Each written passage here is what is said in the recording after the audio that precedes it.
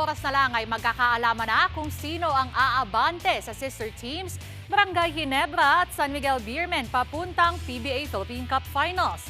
Live mula sa Smart Araneta Coliseum, nangunguna sa balita si Ian Suyu. Ian?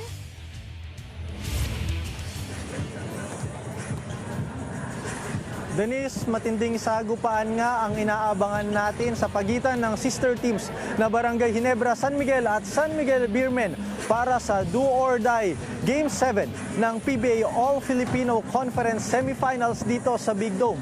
At kung mapapansin nyo nga sa aking likuran, nagwa-warm up na yung parehong koponan dahil matindi ang nakasalalay dito. Kung sino man ang magwawagi sa Game 7 mamaya ay siya nang makakuha ng pangalawa at huling ticket patungo sa finals. At ang losing team naman, magtatapos na ang kanilang season.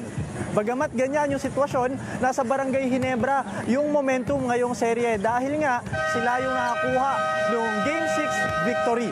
Pinangunahan niya ni Teniente L.A. Tenorio kung saan after yung 16-point deficit nila, pinasok si Tenorio at kumana nung game-winning 3 at nagtapos na dyan with 11 points and 3 3-pointers.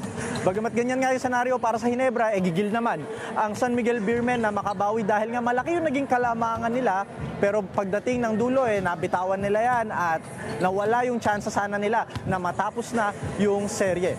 Abangan natin kung sino nga ang makakuha mamaya ng panalo na yan at ang magwawagi, makakatapat ang naghihintay na sa finals na TNT Tropang 5G kung saan nga nais din ng Tropang 5G na maka-Grand Slam ngayong season.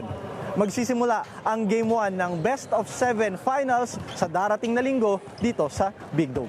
Yan muna ang latest mula dito sa Smart Araneta Coliseum. Denise? Yan ang ulat ni Ian Suyu live mula sa Smart Araneta Coliseum.